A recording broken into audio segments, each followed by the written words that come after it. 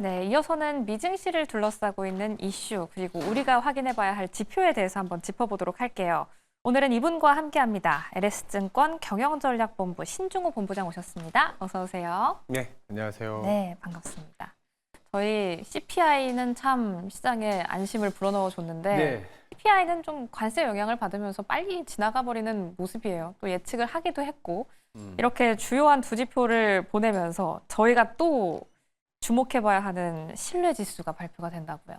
오늘 저녁에 미국에서 발표가 될 텐데 최근에 시장을 자꾸 흔드는 거가 사실 뭐 관세이기도 하고 그 안에서 좀 미리 나오는 이제 심리 지수들, 센티멘트 지수들이라고 하는데 여러 가지가 있지만 이제 서베이에 네. 의해서 나온 지표들이 많이 나오거든요. 오늘 저녁에는 이제 미시간 소비자 신뢰 지수 간밤에도 보면은 사실 지표들이 나쁘지는 않았는데 뭐 고용이 안정이 돼 있다든지 아니면 PPI도 굳이 따지자면은 좀 둔화되는데 그 안에서 또 코어 PC를 보면 또 반등했다고 하면서 악재를 찾는 모습이에요. 시장이 뭔가 약간 팔고 싶은 느낌이 많은 그런 부분인데 오늘 저녁에 나오는 미시간 소비자 신뢰 지수는 전달 대비해서 좀 둔화될 것으로는 보고 있습니다. 뭐 일단은 시장 자체가 좀 많이 내려왔고 이게 네. 좀 그때 영향을 많이 받잖아요. 그래서 소비자 신뢰 지수가 내려왔다라는 거는 또 증시에서는 미국의 소비가 좀 둔화될 수 있다. 소매 판매가 후행적으로 좀 안 좋은 성적을 낼 수 있다라는 우려감을 불러일 수 있기 때문에 시장은 좀 아직도 좀 돌다리를 찾지를 못하는 상황일 수도 있는데 지금 사실 보면은 뭐랄까요, 뭐 개인 투자자들의 지수라고 할 수 있는 그러니까 약간 역발상 지표라고 할 수 있는데 네. 왜냐하면 개인 투자자분들이 미국도 보면 AI 불 뭐 베어 인덱스라는 게 있거든요. 이게 네. 이제 그러니까 시장을 낙관적으로 보는 지수에서 베어 시장을 좀 비관적으로 보는 지수를 좀 뺀 지표는 지금 거의 3주 연속 계속 하락하고 있어요. 그만큼 이제 비관적인 심리가 팽배해 있는 거죠. 그러니까 이제 주가도 빠졌겠죠. 네. 근데 이렇게 극단적으로 내려온 상황에서는 뭔가 이제 반전의 계기가 있으면 또 뭐랄까요, 좀 주가가 숏배팅 했던 것들이 이제 언와인딩 되면서 급등하는 경우도 발생은 합니다. 그러면서 이제 바닥을 찾아가는데 지금은 지표만 놓고 봤을 때는 시장이 안심을 하기는 좀 어렵다. 왜냐하면 다음 주에 FOMC가 있는데 미시간 네. 소비자 신뢰 지수가 설사 약간 미스하더라도 이게는 당장 하드 데이터는 아니다. 이게 그 심리 지수이기 때문에 약간 네. 변동성이 있다라고 생각하면서 연준이 뭐 이거 갖고 좀 당장 뭐 예상을 뛰어넘고 금리를 내려주는 이런 액션을 취해주지는 않을 거다라는 것이다. 생각을 하지 않을까 싶습니다. 네, 신뢰지수 발표가 되는데 역시나 요즘 서베이 지표를 보면 참 안 좋을 것이다라는 예상을 하고 지켜봐야 하는 것 같아요. 네. 하지만 그럼에도 불구하고 실물 지표 확인하면서 어떤 식으로 경기가 흘러가고 있는지는 함께 꼼꼼하게 체크해 볼 필요가 있는 것 같습니다. 그럼 이렇게 신뢰지수를 포함한 서베이 지표를 약간 안 좋게 만든 관세를 가지고 휘두르고 있는 네. 트럼프 대통령.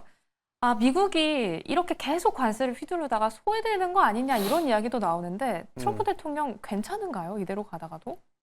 뭐 임기 초반이고 하니까 일단 정책적으로 강하게 이제 드라이브를 거는 거는 당연히 예상을 했었던 부분인데 이제 주가가 하락하니까 좀 괴롭다 이런 시각들이 많은 것 같아요. 그런데 뭐 베센트 장관이나 아니면 트럼프나 지금 주가보다는 금리, 뭐 금융 시장보다는 실물 경제가 더 중요하다라는 논지 네. 그런 발언들을 계속 하고 있는 건 맞잖아요. 네. 주가가 지금 고점에서 뭐 지수마다 다르지만 나스닥은 거의 20%나 하락을 했고 S&P도 벌써 이제 한 10% 이상 하락을 한 상황이기 때문에 조정 국면에 완전히 들어와 있는 건 사실이고 그 사이에서 이제 좀 시장이 트럼프 정책이나 트럼프의 입을 보면서 좀 이제 좀 다 온 거 아니냐 아니면 시장이 이제 주가가 하락하면서 시장이 조금 트럼프를 이제는 좀 그만해라라는 식의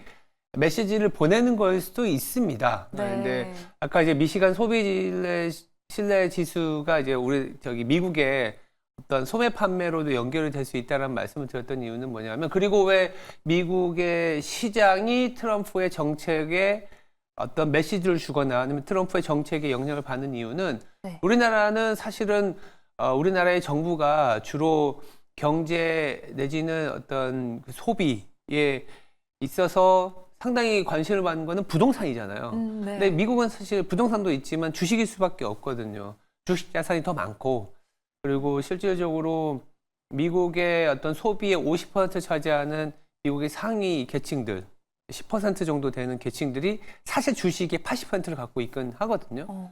그러니까 뭐 주가가 좀 빠지더라도 그 사람들의 어떤 소비 성향이나 이런 거는 당장 흔들리진 않겠지만, 여기서 또 하락한다 그러면 뭐 전체적인 소비 심리 내지는 소비의 여력이 떨어져서 GDP 성장률이 떨어지는 건 당연하고, 그러면 어떻게 될까요? 트럼프에 대한 지지율은 또 떨어질 수밖에 없지 않습니까? 그래서 외부로에 대한 공격이 계속 지나치다가 그 밸런스가 중요한데, 점점 그 트럼프에 대한 지지율이 떨어지는 이 소위 말하는 그 여론조사들이 나오기 시작할 것 같아요. 그리고 최근에 보니까 여론조사가 조금은 시간이 지난 거긴 합니다만 1월 말 기준으로는 한 56%, 그리고 지지하지 않는 거는 44%니까 6% 정도 포인트 정도는 차이 났었거든요. 근데 최근에는 이게 0%까지 수렴했어요. 그러니까 지지한다, 지지하지 않는다가 이제 비슷해졌어요. 반반 정도 된 거네요. 근데 이제 뭐 여론조사가 뭐 다음 주나 그 다음 주 나왔을 때는 이제 지지하지 않는다가 올라갈 가능성이 매우 농후해 보입니다.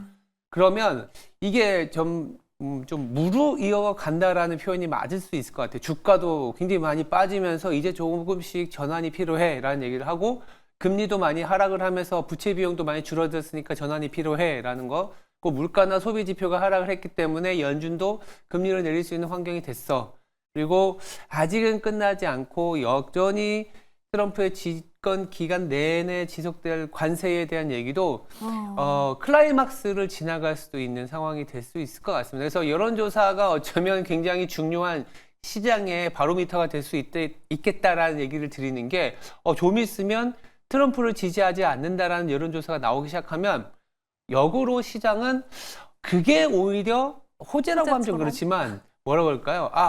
이제 좀 바뀔 수도 있는 상황이 됐겠구나라고도 인식하지 않을까. 그래서 트럼프의 어떤 지지율이 괜찮지 않습니다라는 얘기가 나올 때가 오히려 시장은 반전의 시그널로 잡지 않을까라는 측면에서도 바라볼 필요가 있을 것 같습니다. 이제 좀 자신의 지지율이 흔들리고 있다라는 걸 의식하면서 그게 또 다른 방향으로의 정책으로 연결될 수 있다는 기대감이군요. 그럼 여론조사와 비슷한 맥락에서 소기업 낙관 지수도 함께 체크를 해보면 될까요? 얼마 전에 또 떨어진 걸로 나타났잖아요. 그게 이제 트럼프 작년 한 8월이었나요? 그때 보면은 트럼프의 그 총알을 피하면서 그때부터 트럼프 트레이딩이 시작이 됐는데, 그때부터 굉장히 치고 나갔었던 게, 그동안에는 대형주 빅테크 위주로만 시장이 가다가 소형주들이 움직이기 시작했어요. 그러니까 소형주들이 움직였던 이유는 미국의 어떠한 경제 성장률이 치고 나갈 수 있다. 그리고 금융 규제를 완화하면서 결국은 대출을 그러니까 대기업과 중소기업을 나누는 여러 가지 기준 중에 대기업은 사실은 돈을 많이 벌어서 현금 흐름이 왕성한 거잖아요. 근데 중소기업들은 돈을 빌려야 되지 않습니까? 돈을 빌려야 되는 상황에서 금융 규제 완화도 될 수 있고, 트럼프 대통령이 되면 감세 정책도 시행할 수 있기 때문에 그동안에 굉장히 소외되었었던 소형주들이 올라오기 시작했다라는 거죠.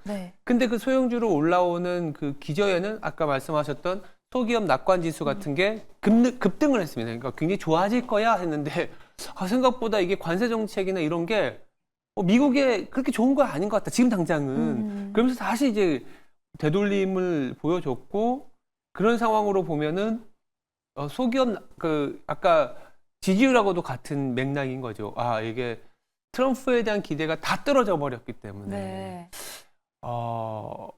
우리가 이제는 지표를 볼 때 낙관 지수가, 소기업 낙관 지수가 더 다시 예전 저점으로 내려가 버리면 지지율하고도 비슷한 맥락을 보일 것 같거든요. 오. 소기업 낙관지수 보면 지지율이 그러면 이제 그러니까 주가 자체가 많이 빠졌다, 밸류에이션이 하락했다라는 논리도 봐야겠지만 네. 그런 시점을 봤을 때는 소기업 낙관지수가 전저점을 깨고 내려가거나 전저점 수까지 내려가면 그때는 매도 클라이막스지 않겠냐라는 얘기도 좀 드릴 수 있을 것 같아요. 네, 결국 여론조사 또 소기업 낙관지수 이런 여러 가지 또 시장이 메시지를 던지고 있다라고도 이야기해 주셨고요. 지지율까지 영향을 미치면서 앞으로 좀 정책 방향성이 바뀌지 않을까라는 생각도 한켠에 두고 함께 대응해 보도록 하겠습니다. 그럼 이렇게 조금 흔들리고 있다고 표현해야 할까요? 미국의 힘겨루기를 신청한 중국과 러시아, 이란 이 셋이서 외교 차관 회담을 가졌다고요. 가질 예정입니다. 14일에. 음. 가질 예정이고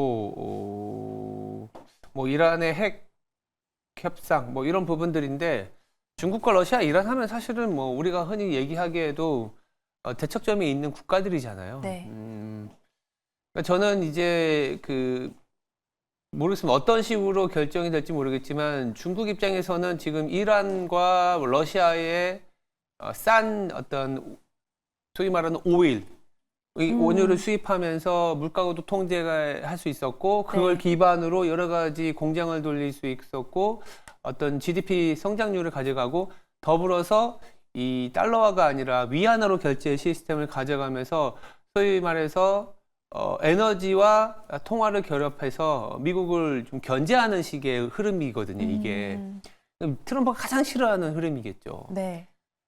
이런 흐름들이 나왔다라는 거는 트럼프 입장에서는 어쩌면 이게 좀 불거질수록 지금 계속 역발상적인 얘기를 드리고 있는데 뭐 소비자 심리 지수가 급락을 했다든지 지지율이 급락을 했다든지 아니면 주식 자체가 급락을 했다든지 낙관 지수가 급락했다든지 근데 이런 부분들이 나왔다라는 거는 동맹을 결성화시켜야 된다라는 트럼프나 미국 입장에서도 조금은 자극제가 될 수 있는 거죠. 왜냐하면 이렇게 달러화 결제에 대해서 내지는 오일 시장의 재편에 대해서 좌시할 수만은 없거든요. 지금 그리고 트럼프 입장, 미국 입장에서는 또 하나 하려는 게 에너지 헤게모니잖아요. 네. 그러니까 동아시아에도 사실 LNG를 좀 팔고 싶은 거고 유럽도 마찬가지고 유럽의 관세를 뭐 와인의 300% 이거는 와인에 정말 맞게 짜는 게 아니잖아요. 이 협상이 도구로 갖고 가는데 궁극적으로는 러우 전쟁을 끊어내면서 러시아에 가스가 들어가는 게 아니라 미국에 LNG가 들어가는 그런 그림을 보여주려고 하는 건데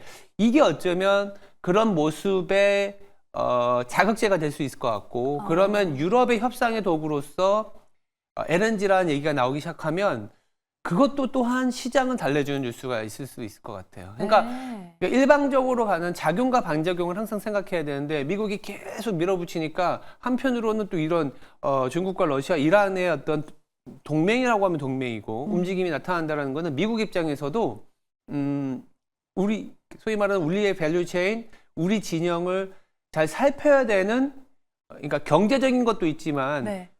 뭐랄까요? 경제 말고 이제 뭐 보안 내지는 어떤 군사적인 것도 봐야 되지 않습니까? 네. 이런 부분들을 조금은 자극하는 내용이 되지 않을까라는 그런 생각을 좀 해보면서 오늘 그 차관 회의가 나왔을 때 미국의 반응도 조금은 봐야 되지 않을까 싶습니다.